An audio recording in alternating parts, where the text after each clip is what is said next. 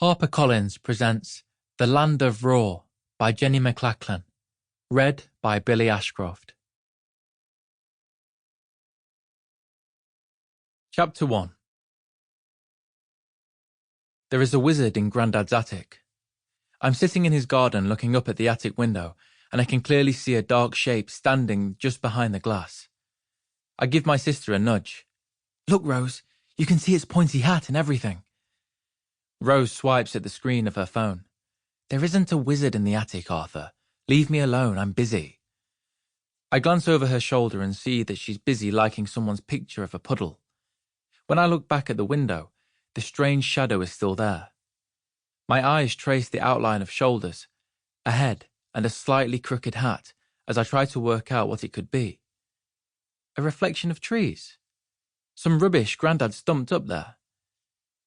Then I see something that makes goosebumps prickle my arms. A tiny white patch, like a puff of breath, is misting the glass. I squeeze my eyes shut and rub them. When I open them again, the white patch has gone. I smile nervously. Mum's always saying I've got an overactive imagination.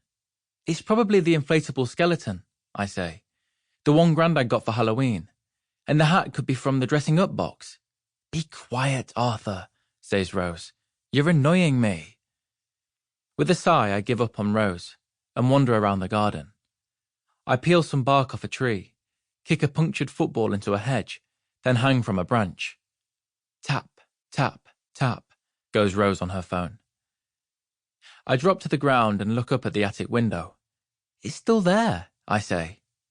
"Arthur," Rose snaps, "will you shut up about wizards? I'm not going to play with you." I groan and flop back down onto the grass. Every summer, Mum and Dad leave us with Grandad while they go camping. It used to be brilliant. Rose and I would spend the whole week doing whatever we liked, building dens, swimming in the sea, eating cereal 3 times a day. But since Rose got to her phone, she's become totally boring. Pom, pom. Grandad drifts out of his shed, his grey hair and beard standing out against his dark skin. He grins at me, then starts hacking at a bush with a pair of rusty secateurs. "Grandad, have you put a dummy or something up in the attic?" He laughs.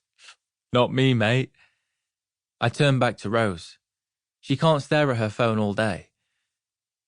"How about we check out the attic, then go and catch crabs off the end of the pier?" "No." "Play ping pong?" "No." "Go to the arcade and pretend to be pirates and see if we can find money that's fallen out of the slot machines?" She shakes her head in alarm. "No way. But you used to love doing that." "You used to love doing that, Arthur. I went along with it."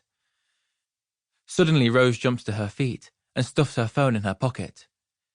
Maisie Bailey, Grandad's next-door neighbour, has appeared on the trampoline in her garden. Maisie Bailey is a horrible person, but Rose worships her because she's 13, 2 years older than us, and has her own YouTube channel called Totally Maisie. Rose scrambles onto the wheelie bin and leans over the wall. "Hi, Maisie." "What have you done to your hair?" shrieks Maisie. Then she joins Rose at the wall, and they begin a whispered conversation, every now and then glancing in my direction. "Arthur," says Rose, "what was it you saw in the attic?" I hesitate.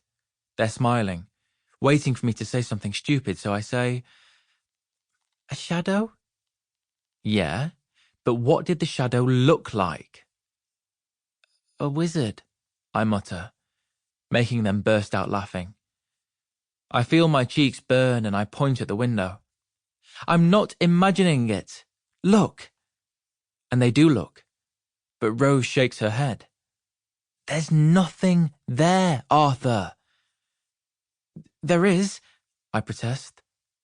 But then I realise she's right. The window is just a blank, empty square.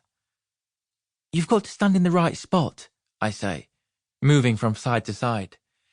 "Make sure the sun isn't reflecting on the glass." But no matter what I do, I can't make the shape come back.